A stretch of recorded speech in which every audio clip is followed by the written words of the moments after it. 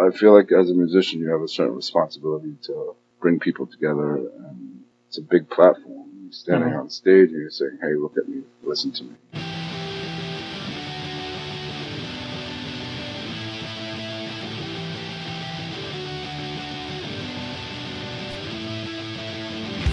Hello and welcome to Where the Living Room Used to Be, a podcast about Rhode Island's music scene.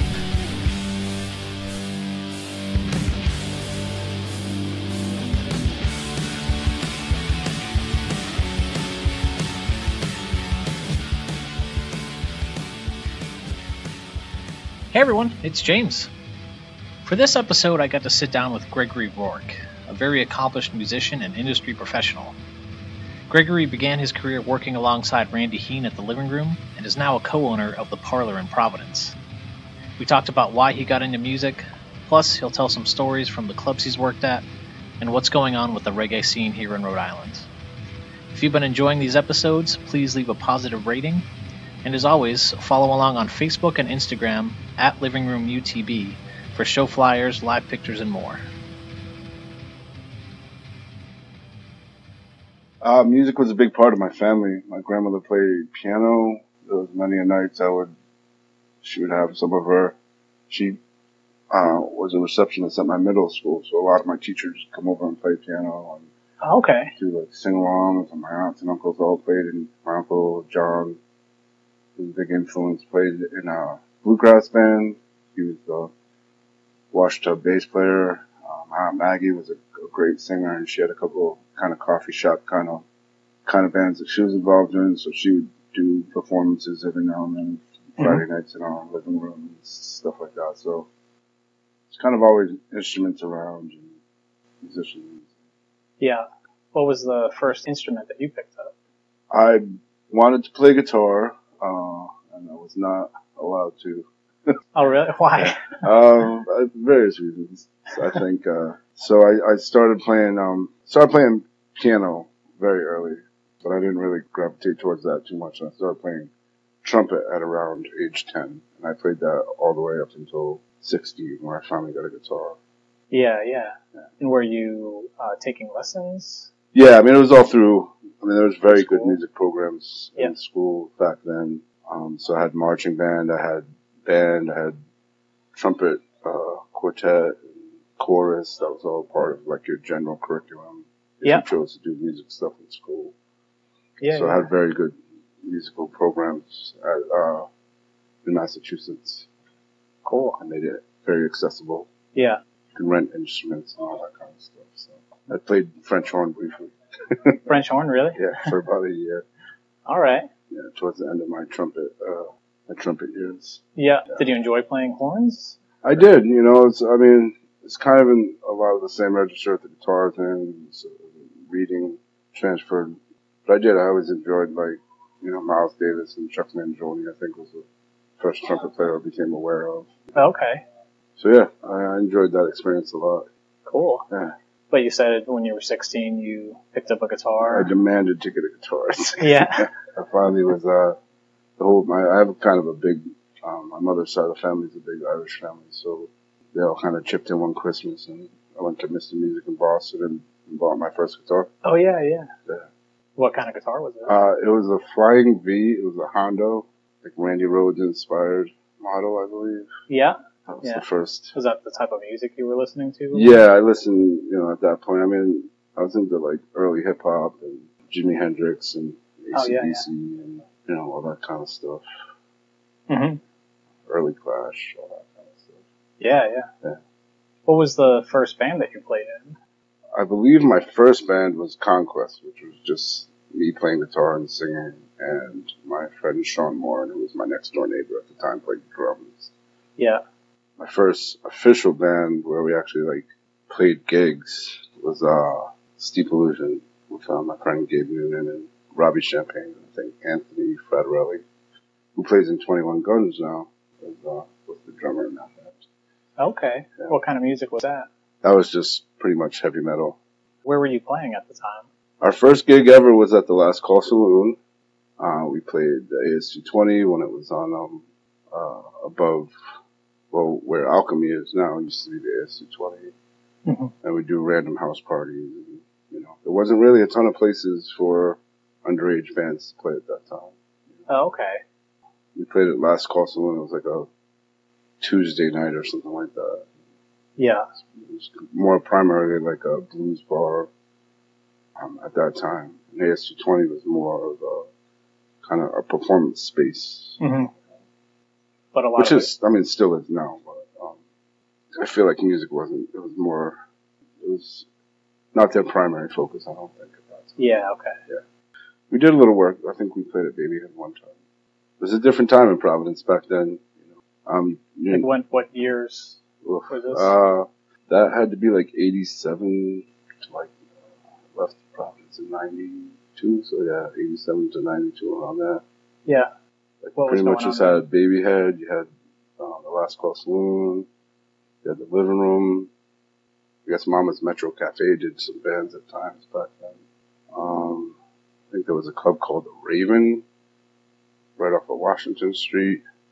Which again, it's a long time ago. So could be subject to change. Yeah. But yeah, it was, I mean, there was a tight-knit group of musicians at that time. There was a lot of different styles being played, I feel like, and explored. And, those bands grew into like Kilgore Smudge and Mm-hmm. Sasquatch and, all Shed, Freak Show. Yeah. A lot of those bands were starting to originate around, we were all like 17, 18, kind of once we hit into our 20s. The living room reopened. That's when I came back from college and started working there. But then, all those bands kind of flourished with Babyhead, the living room, those kind of rooms. Yeah. I think there was a strong scene at that point. There was a lot of young 20-something kids playing music and exploring different sounds and stuff like that. It's pretty fun. How would you describe the scene then? I first went to the living room when I was 16, and they had I think the first time I went there was like Max Creek. Like, I had never even stepped into a club before. I think the second time was more like a heavy metal, like the local heavy metal night. And kids just went out to go out. I just remember, like, if there was music playing of a certain style and you enjoyed it, even if it wasn't really your style, you go check it out. Yeah, okay, they just supported live music. Yeah, just more like something to do. Mm-hmm. I think clubs played a bigger role back then. I feel like now, it's a little different. People go to the shows that they want to see. Everybody's older too, so different responsibilities. But mm-hmm. Yeah, I feel like there was just people just went. The local shows were pretty packed back then, from what I remember. Yeah. The church house had reggae going on. I used to be able to go in there and check out reggae bands. And that had a big impact on me. The red brick church house thing. Like in what way? Like it just exposed you? Yeah, it just exposed. I mean, I had known about reggae through like Bad Brains and stuff like that, but I didn't really understand the culture of it. And being able to go to the church house and see Wilson Blue, who I actually ended up performing with in future years, and mm-hmm. members of Inner Circle and Skylights and all these different cats that went through there at that time. It was pretty epic. Yeah. And where was that? That was on Fountain Street, which I believe is the Dean Hotel now. Oh, okay. It's been a couple of different things over the years, but that's the area. So you're mentioning that you went to college and then came back, like? Yeah, I went to college in Boston, so it wasn't really that much of a jump. I did really soak up Boston a lot. I really enjoyed going out, go to the Rat Sculler and Bill's Bar. Mm-hmm. On the Lansdowne Street to access the Avalon. That was kind of what was going on back then. We played a lot of, my band at that time played a lot of fraternity kind of stuff. Saw the growing experience at that point. It's like, that exposed me to a lot of music, like, around the world. Like, mm-hmm. It's a very international school, so. What school did you go to? I went to Berkeley okay. College of Music, yeah, so. What did you study there? I studied performance, studied guitar. Oh, okay. So, right after school, did you come right back? I came back to Providence, and, did you start playing in another band? I started playing with Babatunde and the Roots International crew. What kind of music was that? That was reggae. Started playing with a producer, bass player named Martin Robbins, who had a big impact on my musical career, Doc X. He had a huge impact on my playing and my career. He taught me a lot about playing reggae and hip hop, which led me to get bigger and bigger gigs. I played with Dub Squad for a long time, which led me to play with Soul Shot. I got to back up like Alton Ellis and Ernie Smith. Then I started working with Dub Squad out of Boston and backing up, Everington Blender, Queen Omega, Carrie Kill. Just from that kind of blossomed into me playing on a bigger stages. Yeah, okay. More of an international scene. Yeah. Which was huge. I'm very thankful for all those people and all those experiences. Mm-hmm. Can you talk more about the reggae scene in Rhode Island? I feel like the reggae scene in Rhode Island is completely underrated and largely undersupported. I mean, we have the Ocean Mist that supports a lot of the touring bands. Lupo's that used to bring in a lot of acts. But, I guess when we had the Stepping Stone Ranch in Esquihie, they used to do big reggae festivals over there. There's always like the festivals and limited club dates where you could go check out reggae. So I feel like there's very amazing musicians in Providence. And Lloyd Knibb, the drummer from the Scottolites, who pretty much invented the style, was living in Providence for a while, back in Wilson Blue. Ken Stewart, who plays in the Scottolites currently and plays with Soul Shot as well, he was kind of a local guy. I mean, more in Massachusetts, but he spent a lot of time in Rhode Island. There's just the local musicians in Rhode Island. There's some really incredible players, Like who else is part of that scene? Cameron Greenlee, Gene Job, O.C. Bathwaite, Chris Jackson, Frankie Moniz, Grayson Farmer, Ray Gennari, does a lot of production and played, in the Ravers for a long time. And Destructibles just as the agents, kind of picked up the ska scene when that whole thing was going down. I feel like there's just a lot of people that play ska and reggae. Yeah. In New England. And I'm just always surprised that the demand for it isn't higher. Like the Church House, when I discovered the Church House, it was like lines out the door on a Thursday night. It was a big, kind of local reggae night. And it'd be like a line out the door to get into that club. Yeah, okay. I haven't seen since that time that much interest in reggae music and stuff like that. Providence is, in my opinion, is rock and roll. Rock and roll has a really strong hold on this place, which isn't a bad thing too. There's amazing musicians of those genres too. Yeah. I just think that reggae gets a little overlooked. I feel like some people may be intimidated by it because they feel like it's like just for like Rasta, or it's just like this island music, or I think there's a lot of mystique still surrounded by it. Some of the movement with the younger hippie crowds too are bringing reggae up more to light too. With the crossover kind of stuff. So okay. But I still feel like there's a lot of artists that get overlooked. Yeah.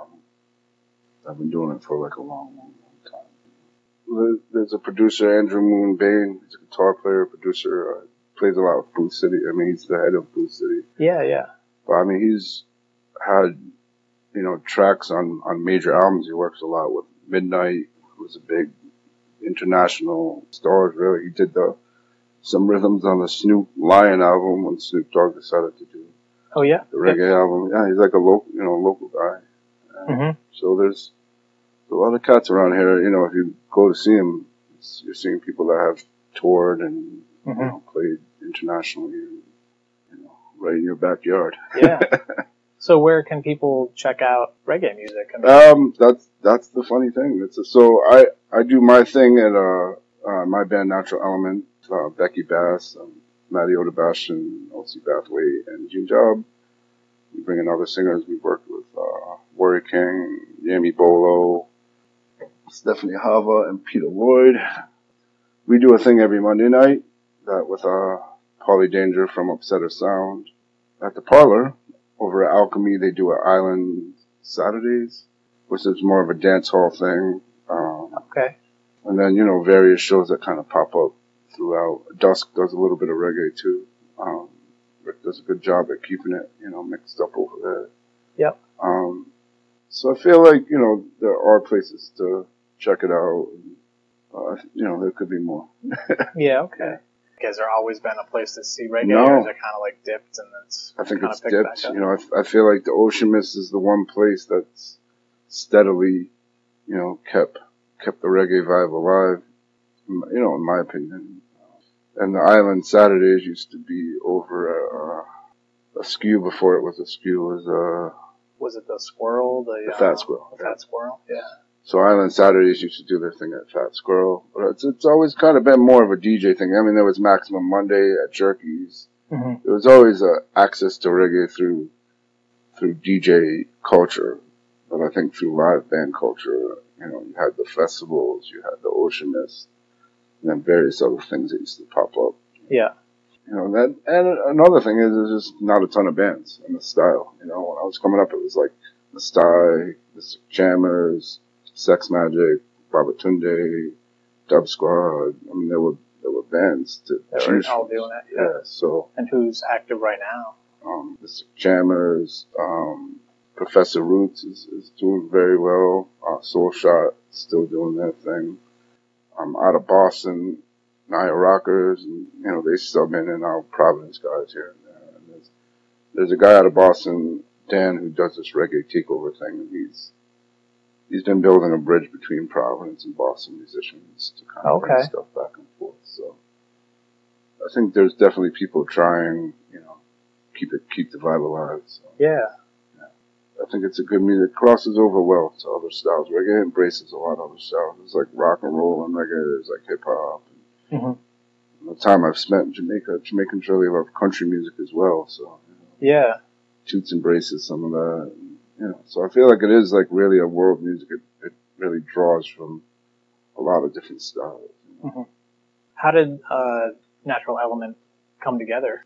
It actually, we had a band called Four Corner back in the day. We used to play a lot at the old Black Rep.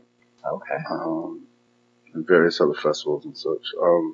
And that was Gene Job, the bass player, Matty Odebastian, Frankie Rinks, Color Montero was the drummer, who actually is one of the owners of Ten Rocks now.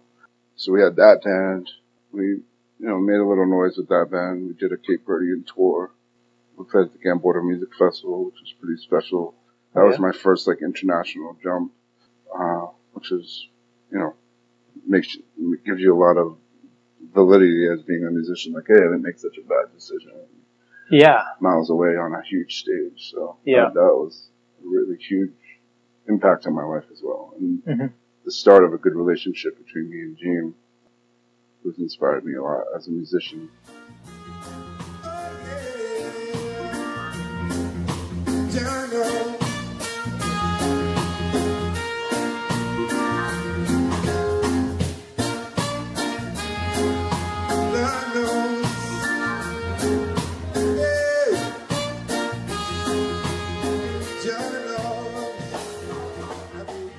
Natural Element came together. We started, I just had an idea to do a dub thing, just sound clash between a DJ and a live band. Because, like I said earlier, I always think that the live bands and the DJs, it's always like a separate thing. So I was like, let's bring this together. Yeah. Maybe we can bring both the crowds together. Because, there's people that just want to go out and listen to records and dance. And, and there's people that really are inspired by the live music. So, I always thought that would be a good combination. We started that at, I guess what it was called before it went closed was Victor Spoils. It was like the underground club in downtown. I don't know what it was before that. We started there, and then the Parlour opened, and we moved it to the Parlour, and it kind of grew. Gene got involved, and then OC got involved. And then Becky, she just showed up one night and asked us to sit in, and she became a very welcome addition to the band. She's like an amazing talent. Yeah. Has it always been on Mondays? Yeah, we've kept that on Mondays.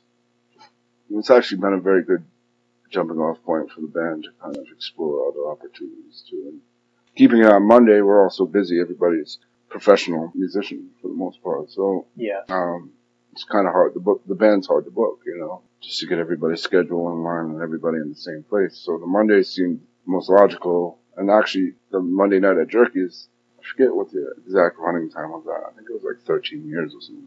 That had come to an end just around that time when we started doing Foundation Mondays at the Parlour. So I was like, well, it was just very successful. Yep. Monday night that closed, let's pay it respect and try to keep the tradition going. So, and luckily the reggae community has supported it and kept it thriving. I think we're going into 7 years now. Cool. Yeah. So I'm pretty proud of that. And it's people of all walks of life, all different backgrounds can kind of come in and just enjoy it. It's a very diverse crowd on that night, which I enjoy. I mean, that's what music is about. Yeah. Is that not a typical crowd for a reggae show, or?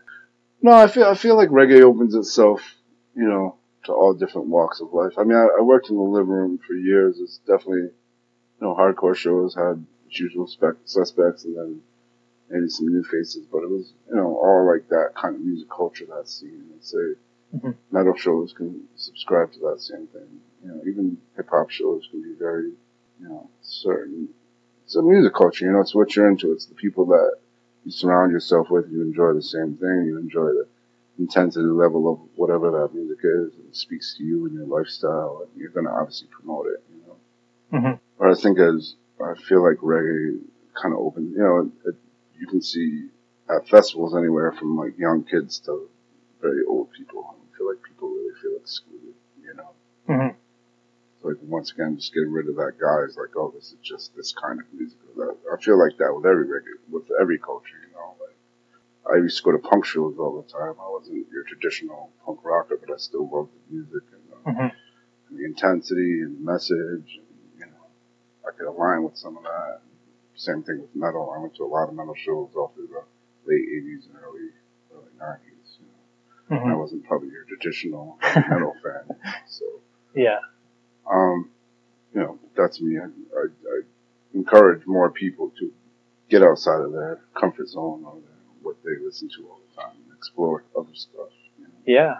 A lot of amazing artists. Talent doesn't really have a genre, I don't think. That's cool. Yeah. You just mentioned the living room. What was the first club that you worked at? Was it First there? club I worked at was the living room. I got a job there, and I think I started working there in '92. Okay. Around October or November. Before, the location hadn't even opened. A friend of mine had played baseball for Randy, and his father had talked. Randy was talking about opening the new club, and his father had talked to Randy about his son's looking for a job coming out of college. So that friend, Robbie Champagne, invited me and my other friend Gabe to come in and meet Randy. And I remember going to breakfast with Randy to meet him to say, I'd like to work for you someday. And he's like, oh, you want to take a ride? And we went to the architect and we picked up the plans for the building. And Randy, Rob, and I were the first 3 people to walk into the Rathbone location. He got the keys that day and we walked in together. Wow. What was it like when you first walked in there? It was the old, I don't know how to name the Governor Dyer House or something like that. So it was like it looked like Frank Sinatra would have performed there. It was like an old restaurant there. I guess it was a big function hall. They did a lot of weddings and banquets and stuff like that. So it was like, bars set up with the clouds painted on the ceiling and just really kind of old-fashioned fancy. Okay. You think of like a restaurant in the 60s and 70s. There's like mirrored music staff on the wall and floral wallpaper and ceiling fans everywhere. And it looked a lot different than it did towards the end. Yeah. How much planning was done prior to that? Like, did he have an idea of how it was going to be set up, or was it just like he walked in there and was like, all right, we're going to take some of these flower wallpaper off? Yeah, we pretty much went in there after that point and demoed everything, built a stage, and moved some stuff around and opened the door. It was pretty much get it done. Yeah, it was a pretty quick turnaround. Yeah. We did a lot of work. Yeah. We built a couple bars, built a stage. There's a big kitchen in there. We had to take that all apart and squish it down a little bit. It was quite a laborsome journey to get to the doors opening, but And had a workable fireplace when we first started. Oh, really? A demo in there and stuff like that, yeah. I think we built the fire maybe the first week or something, and then the fire department showed up and told us we couldn't have fire. Yeah. But that's where I met, Mike Aruda, who actually ended up teaching me how to do sound and which opened the doors to me working at a lot of other clubs. Yeah, so what was your job with Randy? My original job with Randy was door guy, which I did for some time. And then once I got tired of that, I asked to do sound, and that's when I started training with Mike. And the deal was I couldn't get paid until I learned I could run a show by myself. So I really jumped into that, studied that pretty hard. Okay. So then I would do door and sound. I started doing sound quite often. And then after a while, once the Little League started kicking in, he let me bartend a lot more, and then I eventually became a manager. And then Aaron Janig and I, after Randy had passed, became managers, which eventually led us to having a dream of obtaining our own place. Yeah, okay. Yeah, I did pretty much everything there. I did, restoration and repair, did plumbing, all self-taught. Yeah. I used to call it guerrilla repair, because Randy had an interesting way of, I'd have to pull nails out of one wall to secure another wall sometimes. Yeah. Yeah, it was interesting, to say the least. But I learned a lot, and about it, I had so much fun. Like, I think that's an era of nightclub life that will never, you had the spots like the Rat in Boston, the Living Room, Rocket, Babyhead. It's like it's a different era of nightclubs, I don't think those kind of nightclubs will be seen again. That was an era of time where as a band you really there was no social media. So you were the social media. You had to go, pound the tour. Yep. Sleep in the van, do the nightclubs, develop your following. I feel like it's just a different time, different era, obviously. And it wasn't so regulated too at that time, so. What do you mean? I think it's a good thing, the regulations they have, pretty much everybody for themselves at that. You got a building, you put a stage in it. Okay. There wasn't so much craft beer, there wasn't all this, it's like pretty low expectations as walking in to go to see a live music show. You got a choice of like two or three beers and whatever. And there was all those clubs are all ages, which isn't so accessible now. Most places are 21 plus, or if they are all ages, the shows are very early or just geared for a certain kind of crowd. I think I saw Jimmy Cliff at the Living Room in like 1987 or 88, and I was probably 17 or 18, and there was a gamut of ages in that room. It was from kids to adults, and it's not so much that culture anymore. And ticket prices are just way more expensive than they used to be. Yeah. I didn't even really care about I just saw like, music's playing, I'm gonna go there. I have $5, and then I have $2, get a soda. Like, bang, I'm in, Yeah. I'm like, you're exposed to all this stuff. Yeah. But yeah, what was it like working with Randy? It was amazing. I had grown up without a father, so my uncles were like largely like my father figure in my life. But he was the first, non-family person to kind of take me under his wing. He was like that with many people, with his Little League background and just running an all ages club. He's always just had positive, Could be, there could be like tons of things going wrong in the club, and he would just have a little joke or a little one-liner and could totally turn the situation around on a dime. Really? Yeah. He genuinely cared about musicians. And one of my favorite stories is at the Bubble Living Room. That's the first living room I went to, Promenade Street there. That's the one that closed before the Rathbone Street location. His mom used to do home cooked meals for all the musicians. Oh, really?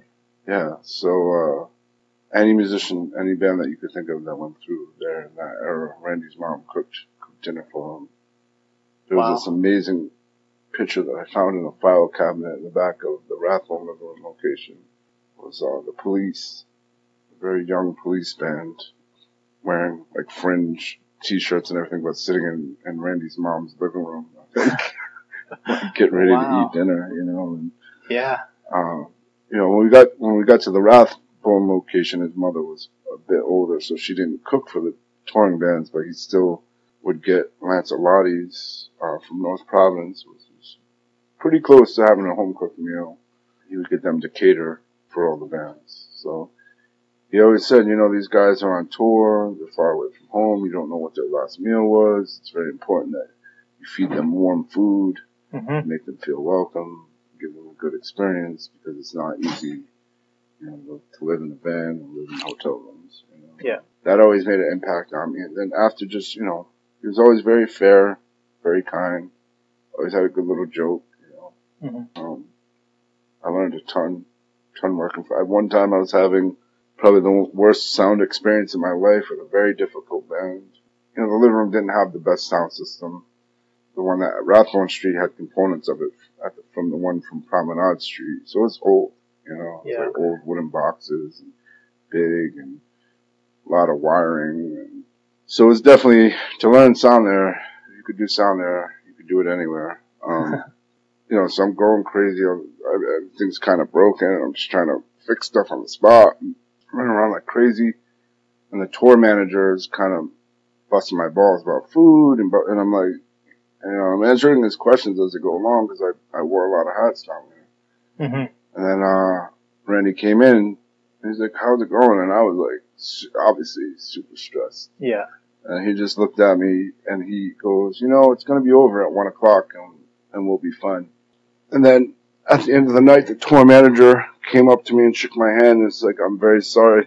I don't know what was said between him and Randy, but he just said, I'm very sorry for making you run around earlier, and I appreciate all your hard work. And he shook my hand and said, thank you, and left. So he had a magic to like make really difficult situations easier and put everybody on the same page. You know, there wasn't a lot of ego for such an amazing personality that had, you know, hosted Ron Wood and Bon Jovi and Metallica and Megadeth and, you know, all these Jimmy Cliff and Grandmaster Flash and DMC. I mean, he worked with all these bands. Yeah.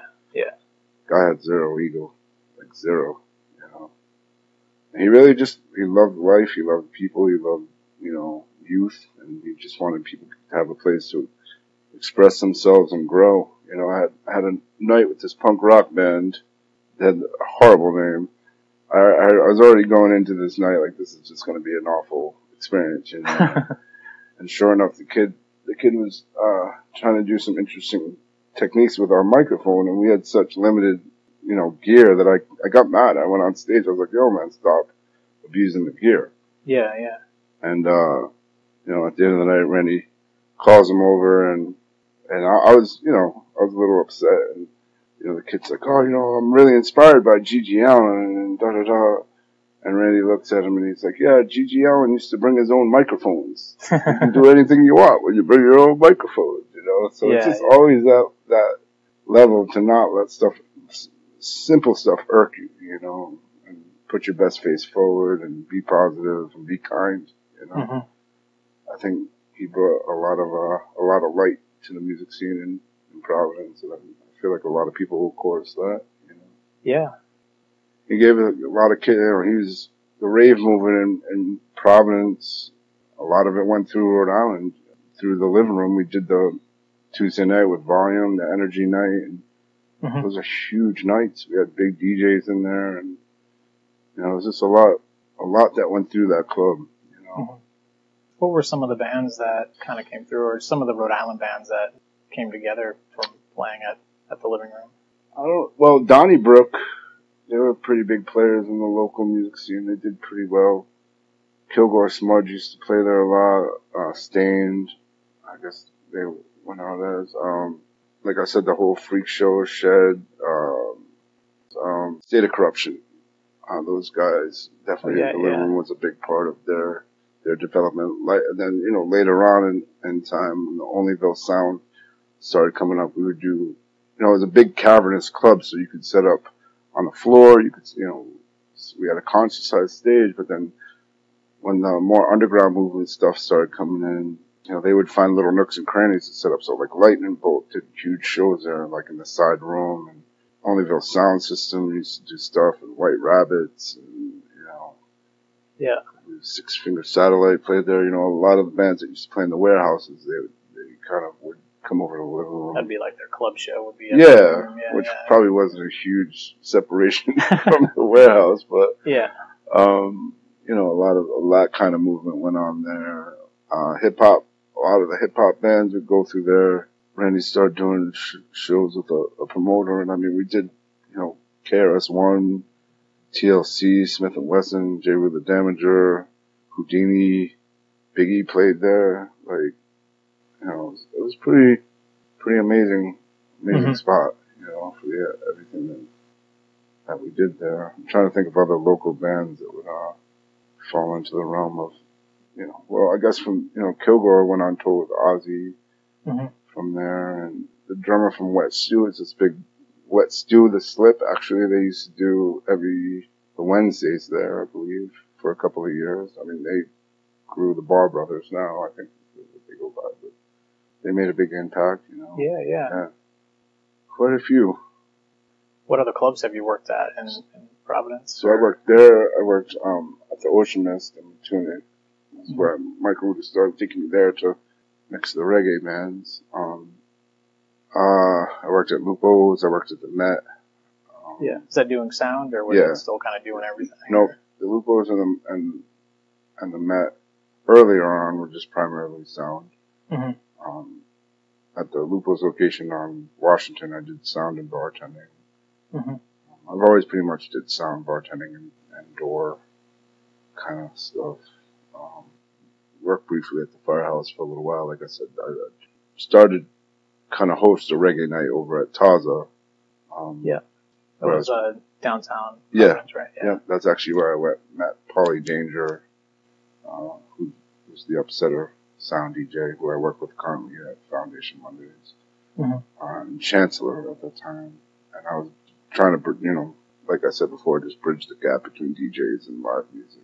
And that's kind of, that popped off a little bit there.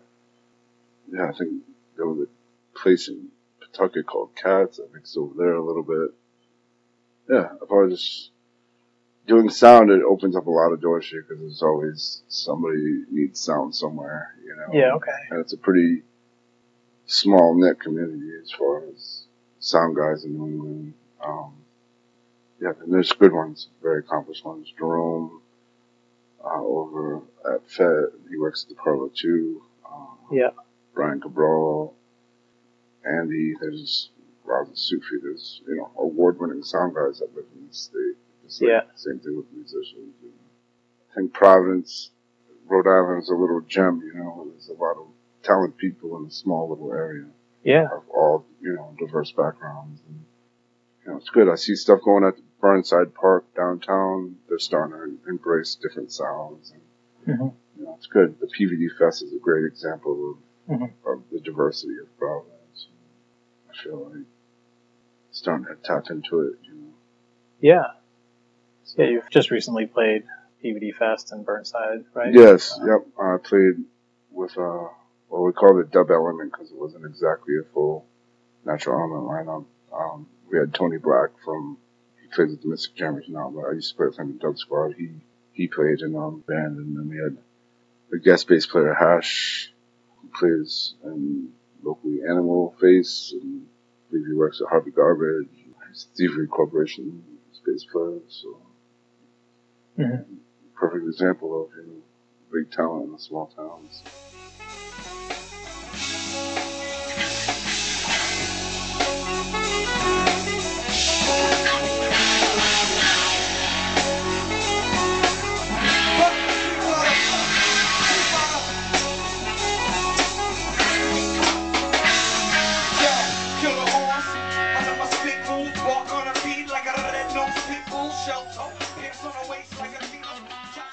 Chachi and I have had a relationship for going on 20 plus years.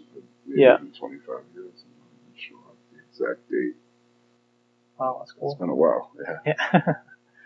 He's been a great inspiration and influence in my career as well. It's just another really positive soul. You know, doing music for the right reasons. And, you know, whatever reason that you're doing music for you is your right reason. But I feel like as a musician, you have a certain responsibility to bring people together, and it's a big platform. You're standing on stage and you're saying, "Hey, look at me, listen to me." You know, so you can either inspire people or bring them down. You know, so I think Chachi does a good job at uplifting people.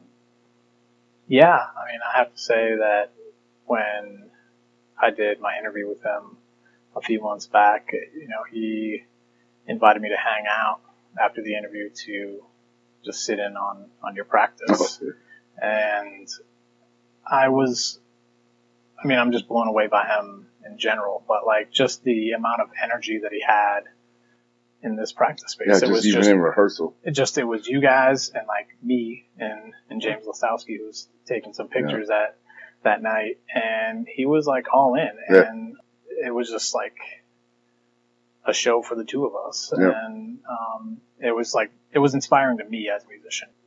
That's what we're here for, to you know, live, obviously breathe and walk around on this planet, but it's also to inspire each other and to expose each other to different aspects of life and learning, you know. So it's good when you meet people that are full of that vibration that, you know.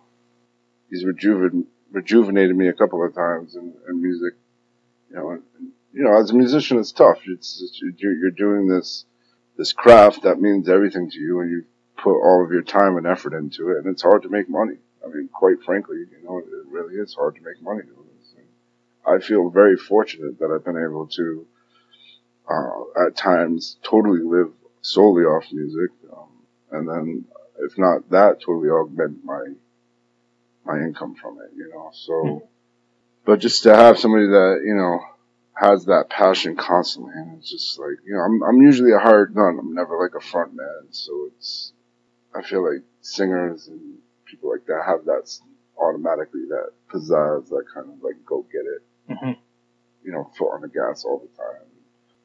You know, there's definitely been times he's uplifted me, and, you know, when I'm feeling down about my playing or about where I am, and, you know, just a constant reminder of like, we're lucky to have this, I call it a conduit, you know.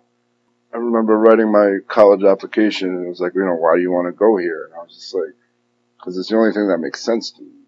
You know, like, music talks to me at a very young age, you know, and, you know, I was always like very enthralled by it. I used to watch Solid Gold or any kind of outlet where I could get live music or see it. I would instantly go to try to gravitate towards that, or check it out, or, you know, explore it. And just to have that passion years and years and years and years later is hard to keep it at that level of, you know, wicked psych I'm doing this. It's, you know, so he's a person, playing with him, playing in Natural Element, even just through the Parlour and just appreciative customers over the years. It's like, you realize why you're doing this. You know, it's like on that application, it's like I didn't really have a choice. David Prout always says it's like a conduit that comes through you. You know, you're just a vehicle. You know, and what you do with it, you know, how much you put into it will obviously open more doors and help you flourish, you know. Yeah. And I do believe that to be true, because when I've been down on my game and I've been not happy about it, you know, good things didn't happen in my career. And when I was enthusiastic and dedicated and focused on it, then doors open up, you know, probably where you least expect it most of the time, you know. I've had the great opportunity of backing a lot of national artists, and it's stuff that you kind of forget. You know, everybody wants to get on that tour and do the whole thing, but I've had the opportunity of backing artists that are coming through without a band, and show up and they rock with your band, or you put a band together to play to back this artist up, and, you know, I've had very good success doing that, and, you know, I wouldn't trade those experiences for anything. You know? Chachi and Randy and people like that in my life have always been instrumental in keeping me focused, you know, and keeping me appreciative of the gifts that I have been given. Yeah. Totally. And my mother as well, I have to say. Big up moms. She's always been a big proponent. Mm-hmm. I remember when I did my first international tour, I called her up and I'm like, I'm not good enough to be doing this. I don't know. I don't feel comfortable. I don't really know this music that solid, And she stopped and she was just like, do you think you're tricking all the other musicians in the room that you're good? Like, take a deep breath and go and enjoy the experience. You know? She's like, it's not a mistake that you're there. You worked hard to get there. And, make the best of it. Who was that with? That was with the Four Corner Band. We backed up Don Minot. We played the Gamboa Music Festival in Praia, which is such a huge world music festival. There's bands from all over the world. It's pretty amazing. I think the final head count was like about 80,000 people attended that show. Wow. Yeah, it was huge. I've never seen anything like it. We went on at like 5 in the morning or something like that. Really? Finished at sunrise. It was like on the beach. The ocean was coming right up onto the stage. It's pretty epic. Yeah. That was huge. But yeah, man, I feel really blessed. I think I couldn't have asked for better people along the way to bring me to where I am now. And I'm thankful to be able to be part of running the Parlour with Aaron Jang and Robert Yam. Aaron's another one who's been a lifelong person in the music business. He's played in many bands and always been pro musician.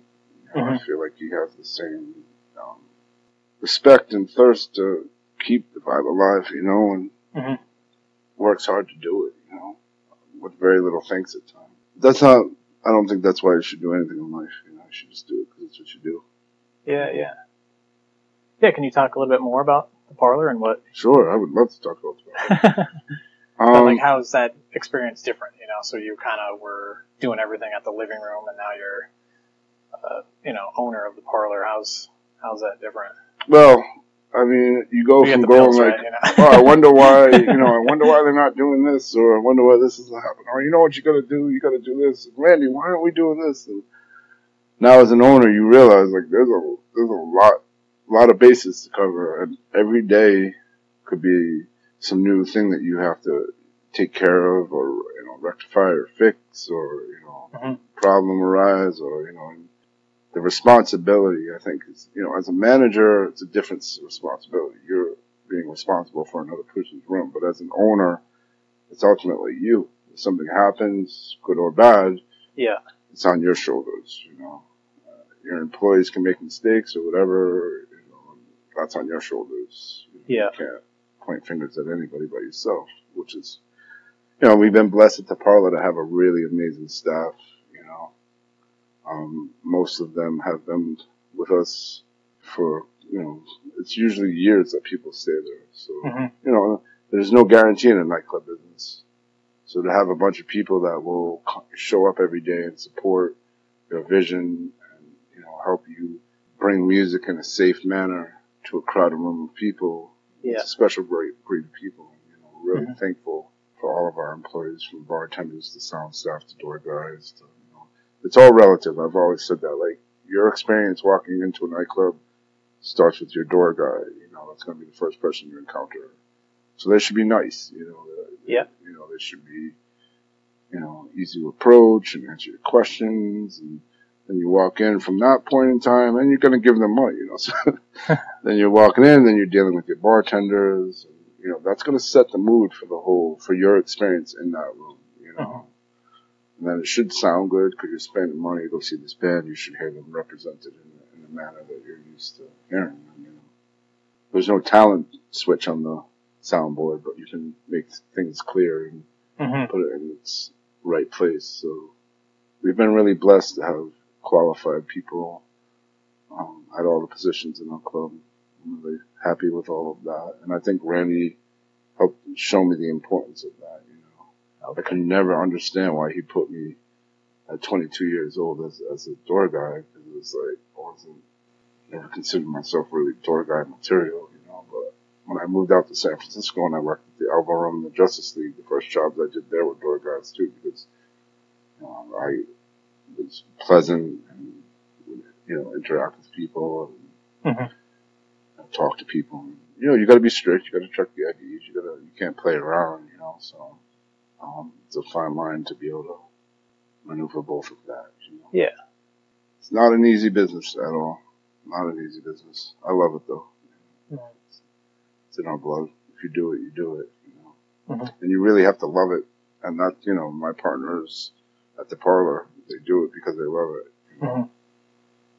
That's what keeps you getting up out of bed every day and working hard towards the same goal. You know, we work really hard just to keep the venue going. You know, it's not easy by any means. Yeah, can you talk about some of the things that happen at the Parlour? I know that you have you cover a lot of different genres of music, right? And yeah, I mean, through working with Mark and the Shanty, Mark Lambert the Sharks come cruising. He kind of brought us this idea of, hey, let's do this, you know, early Friday show for the kids. You know, people can bring their kids. We have an all ages license, so people, you know, bring their kids. We had food going at the time, and you know, so we can bring the kids in. They can eat. We can do the sing-alongs. We can put the lyrics on. They put the lyrics on these big poster boards.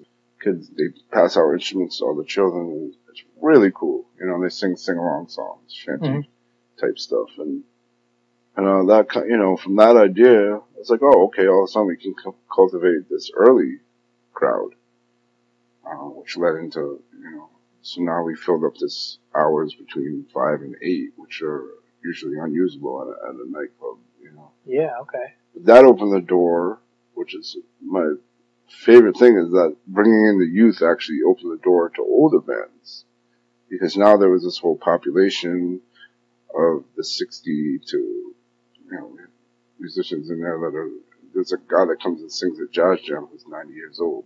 Wow. Big Red. And, so now all these bands started to show up and be like, hey, you know, I have this blues band, I have this country band.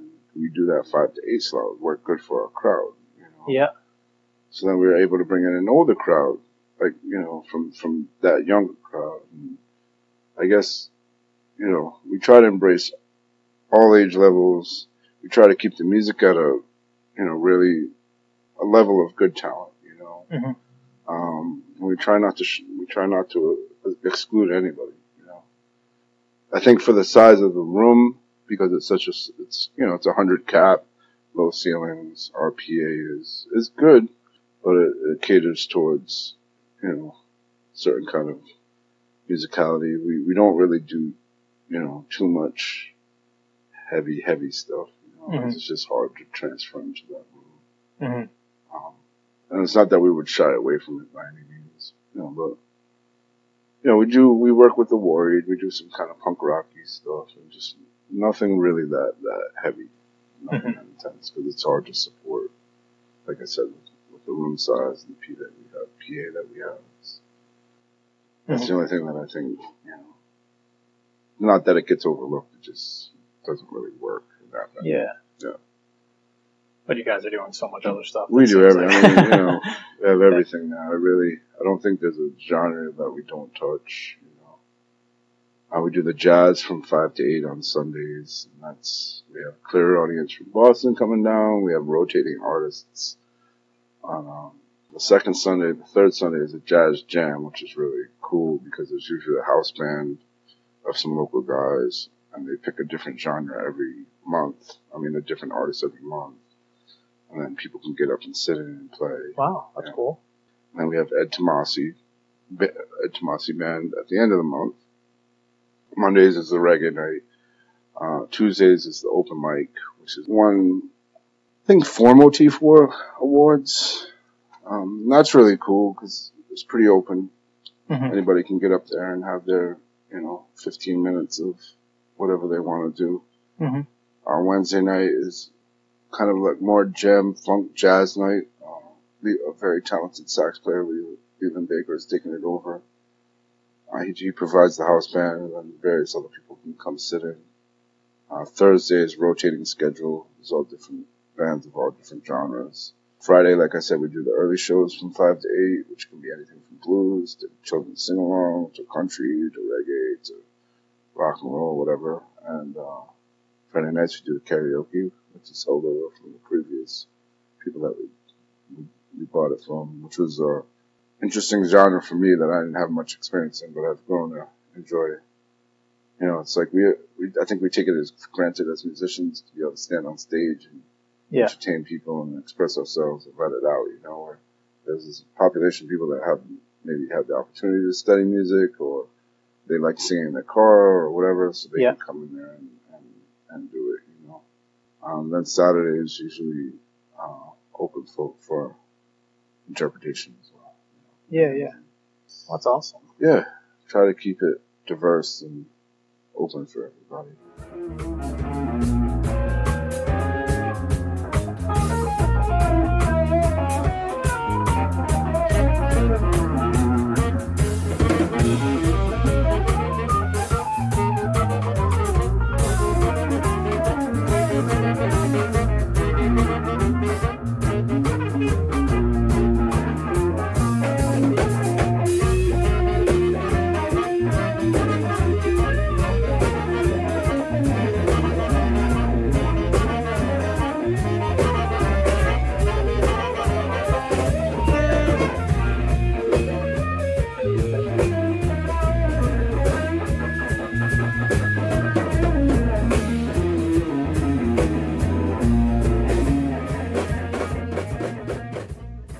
My most current band, Animal Face, which is more like a free jazz, kind of Miles Davis fusion approach. I mean, obviously not compare us to Miles Davis, but I really enjoy playing in that band a lot. That's with Hash on bass, and Dan Raposa on drums, and Grayson Farmer, Leland, Stefan Alexander plays sax. It's real open-ended, you know, really highly improvisational based, and we kind of just work out basic frames from that and then jump. You know, really enjoyed that a lot. We don't play that frequently because everybody's touring and working in that band as well. So, but when we can get it together, it's really fun. It's awesome. Yeah. I think all the music I play, you know, between backing up artists, I mean, I work with, like I said earlier, Alton Ellis and Queen Omega and Everton Blender, and various other artists. You know, I always have to learn people's stuff, and it's like very, you know, playing in this genre or this idiom is like you have to, you know, portray the music in a certain way. Yeah. At OG and Master Ace, I had the pleasure of working with them a few times. But once again, you're learning these tunes, and you're learning songs that people have heard before you've ever played them and know them well. So it's your job to, you know, get that music out in a certain way, whereas this new project I'm in is really open-ended, you know, more of a chance to express myself. I think it's more what I was doing back in the day with some I think it was like Texture 111 was the band I was in at that time. The last kind of time I had Scrub Technique, I think, is another band I was playing back in like the 90s. Yeah. And that's really where the last time that I really just went out there and bugged out on stage. You know? So it's good to get that, you know, especially with the years that have gone by, and, you know, I feel I've progressed as a musician in some areas. Sometimes I listen to the stuff I played, you know, in my younger days, and I'm like, how was I even playing that? You know? Really? It's funny. I think definitely younger me would give older me a run for my money. But like I said, I feel blessed just to be in the game and still be doing it. Yeah. Cool. Yeah. What would you say is your greatest musical accomplishment? Really just to continue to play music at a high level with talented people, you know. And I think every artist wrestles with, you know, where they are and their progression towards their craft. And I kind of look at the people around me and be like, wow, you know, these cats are really good. So I feel like that's my biggest music. I mean, I've played huge gigs. I played at the Kennedy Center. Played in Jamaica. I played in big festival. I played the Jazz Blues Festival in Jamaica. I did a 3-week tour with Lloyd Niv, and but I've had some just as amazing experiences playing in Providence at some small ass club. I think it's the reward to me is that I'm continuing to progress and grow, and I'm still playing gigs, and still making a little money, and the people that I'm playing with are very talented. I feel that's the biggest accomplishment, is to continue to grow and play at a high level. Is important, I think. Fantastic. Yeah. Thank you so much, Gregory. Thank you.